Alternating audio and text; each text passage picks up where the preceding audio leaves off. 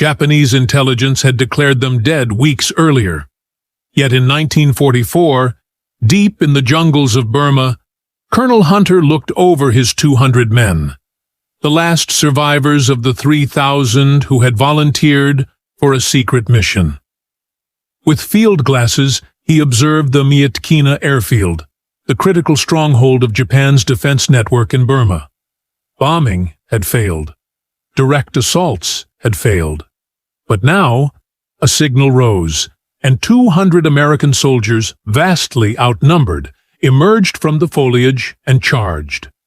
What followed would change the course of the war in a forgotten Asian front and build a military legend that defied logic. In late 1941, Frank Dow Merrill, an intelligence officer under General MacArthur in Manila, received a call that would send him into a new chapter of the war. He was transferred to the China-Burma-India Theater, a relatively unnoticed front that was about to become active. Burma, described by Winston Churchill as nearly impossible to fight in, sat between India and China.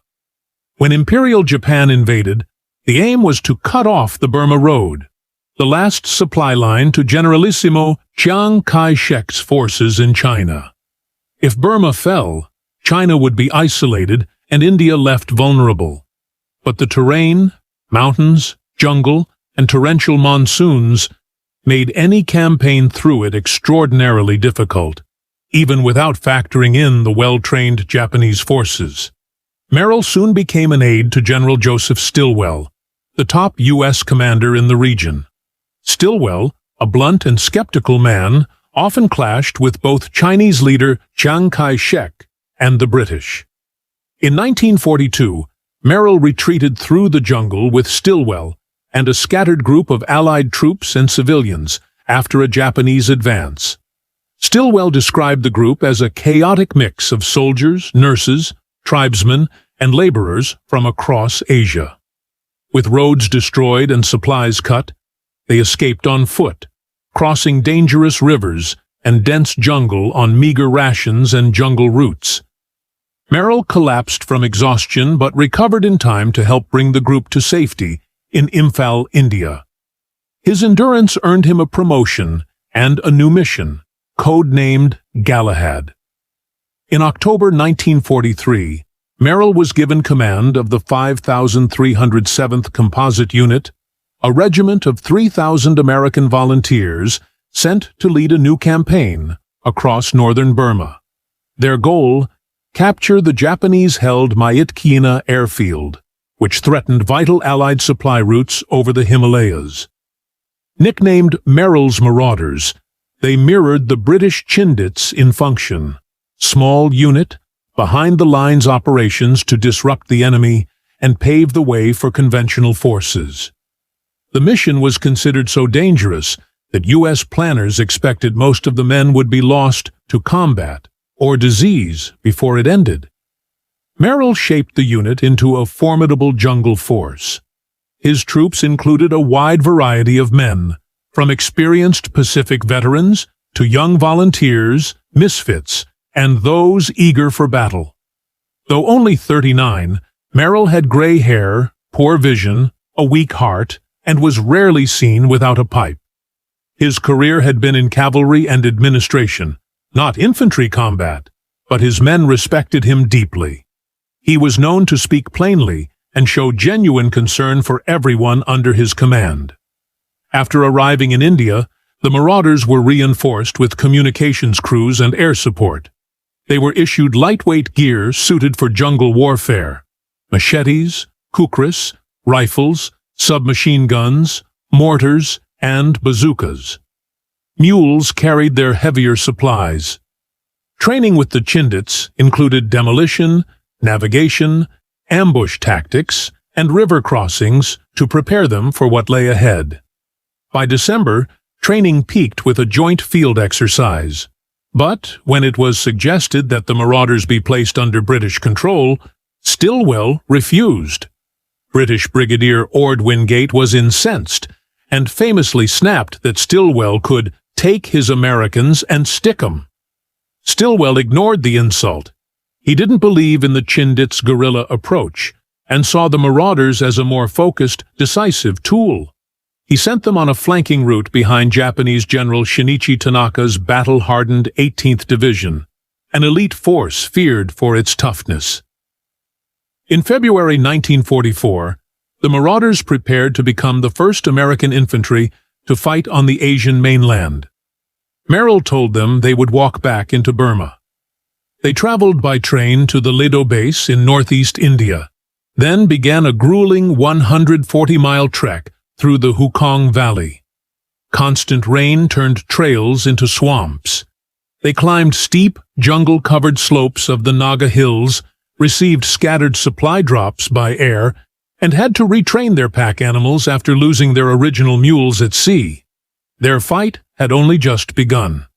Despite the brutal conditions, the men averaged an impressive 20 miles a day, pressing deeper into jungle so dense they often couldn't see 3 feet ahead.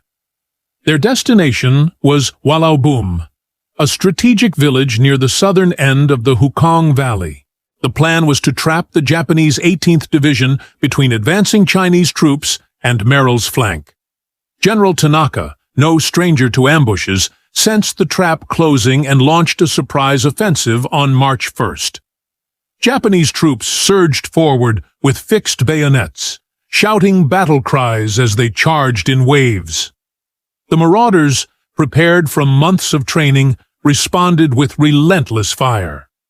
The jungle echoed with gunfire as the Americans held their ground, communicating crisply under pressure. During one assault, enemy bullets pierced the water jacket of a U.S. machine gun. Without hesitation, the crew poured their drinking water into it and kept firing, even as they suffered from dehydration. For 36 hours, the Marauders fought without resupply, parched and starving. Yet they held firm, repelling every wave. When Tanaka's division was caught between the Marauders and Chinese forces, he called off the attack and withdrew his troops along a hidden escape trail. Intelligence estimated nearly 4,000 Japanese casualties, including 2,000 dead. Walaubum fell to the Allies, giving them control of the Hukawng Valley and marking their first major victory in Burma. The Marauders, despite being volunteers, had proved themselves in battle. But more jungle, higher terrain, and tougher battles awaited. By mid-March, Merrill led his 1st Battalion into the Jambu Bum Range on another flanking mission.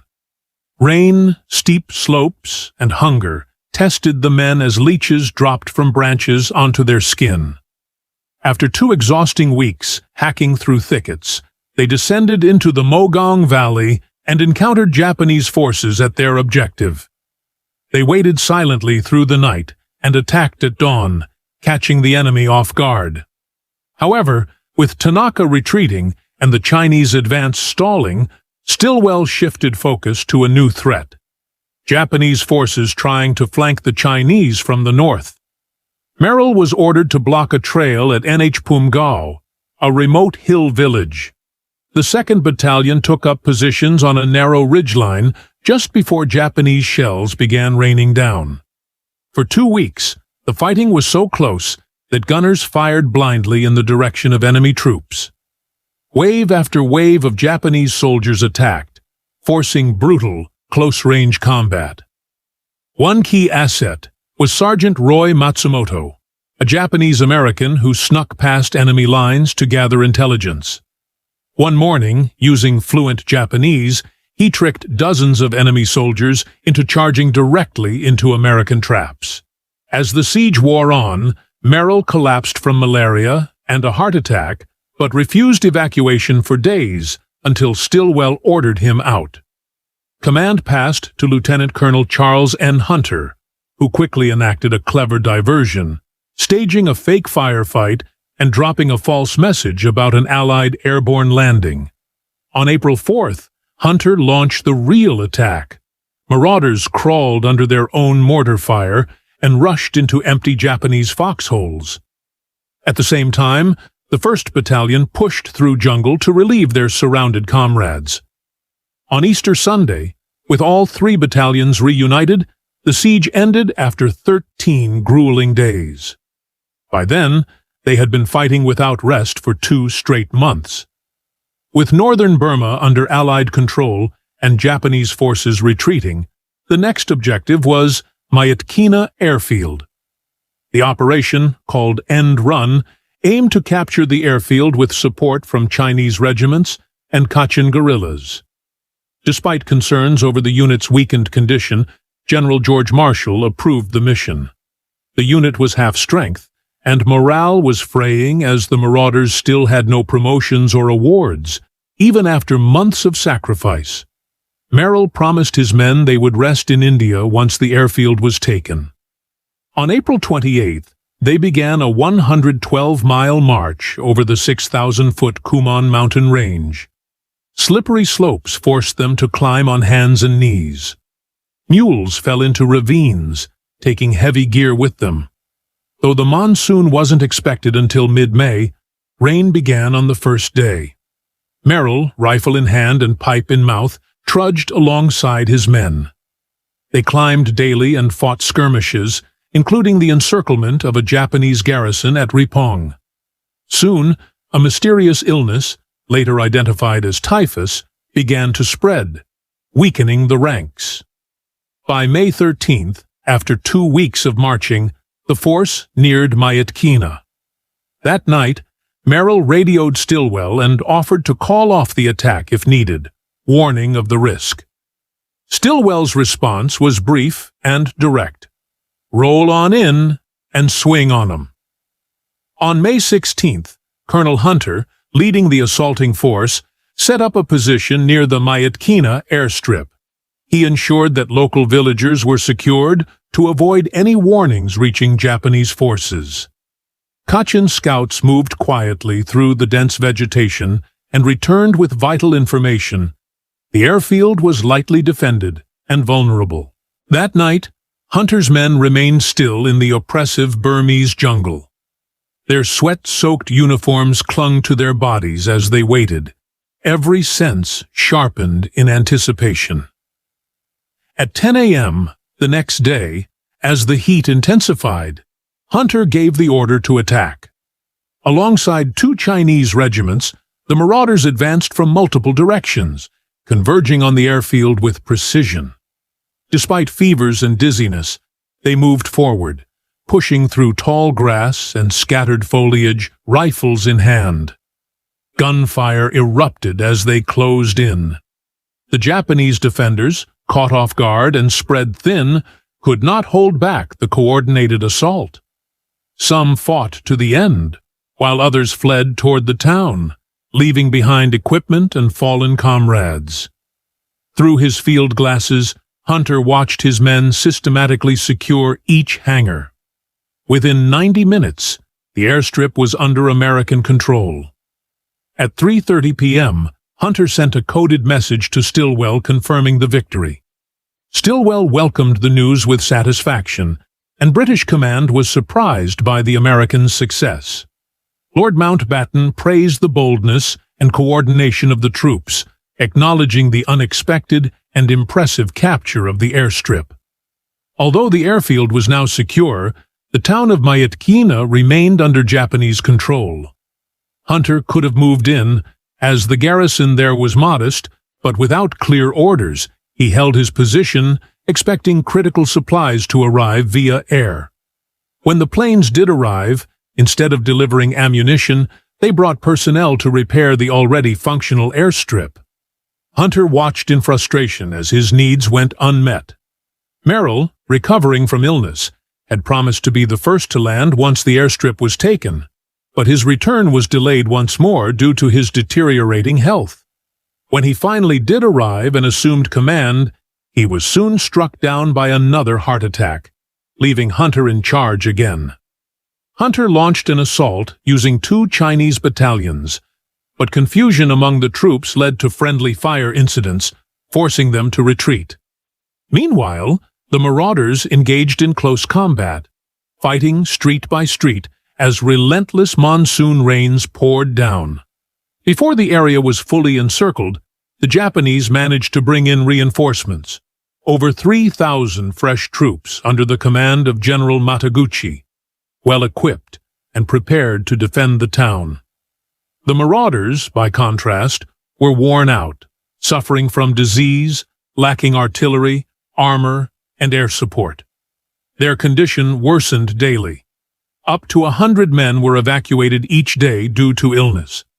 One battalion was reduced to only a dozen effective fighters. Medical evacuations were limited, with only those running a high fever for multiple days allowed to leave. On May 25th, Hunter informed Stilwell that his unit was no longer combat effective. Out of the original 3,000, only 200 could still fight. He suggested disbanding the unit, but Stilwell refused. In need of reinforcements, he assembled a patchwork force of Chinese soldiers, engineers, and even truck drivers, many with little combat experience. Miscommunication led to feverish marauders being returned from hospitals on stretchers, only to be sent back to the front. Merrill, also hospitalized, shared in the outrage, believing his men would have volunteered if asked. But the soldiers, feeling abandoned and pushed beyond their limits, began to rebel. Some staged sit-down strikes, others turned to drinking, and a few terrorized support workers. After 10 days, the unit was formally recognized as a numbered regiment. Merrill's efforts to give the unit a clear identity finally bore fruit. The storm in a teapot, as he called the unrest, began to settle. Merrill himself was reassigned to a less demanding post due to his ongoing health issues. At Myitkyina, the fighting dragged on.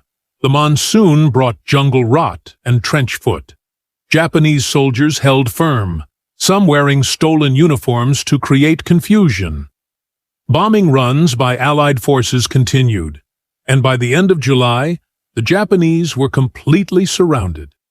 The remaining defenders were either captured or escaped. Allied losses were significant. Nearly 1,000 Chinese and 250 Americans died, with thousands more wounded or ill. The Marauders were officially disbanded in August. Most survivors were too sick or injured to continue, and those still standing had lost significant weight. One member recalled that there had been a plan to get them into Burma, but none to get them out. Despite everything, the Marauders' campaign became legendary. In 5 months, they fought 5 major battles and over 30 skirmishes, defeating a larger and elite Japanese division. Merrill was later promoted and served in key roles during the Okinawa and Philippine campaigns. He was present on the USS Missouri during Japan's surrender and was honored with numerous military awards. Though he retired in 1948, Merrill remained connected to his men, helping them when needed and staying in touch. He passed away in 1955 after another heart attack and was buried at West Point near General Stilwell. The journey that began with their first cautious steps in early 1944 had turned into an epic 1,000-mile trek through mountains and jungle. Carrying only what they could on their backs and mules, the Marauders covered more ground on foot than any other unit in World War II. Thank you for joining us on this journey through one of the most grueling and heroic campaigns of World War II. The story of Merrill's Marauders is a powerful reminder of sacrifice, endurance, and the price of victory in the harshest of conditions. If you found this story compelling, don't forget to like, comment, and subscribe for more powerful wartime accounts. This is WW2 Reels, where history marches on.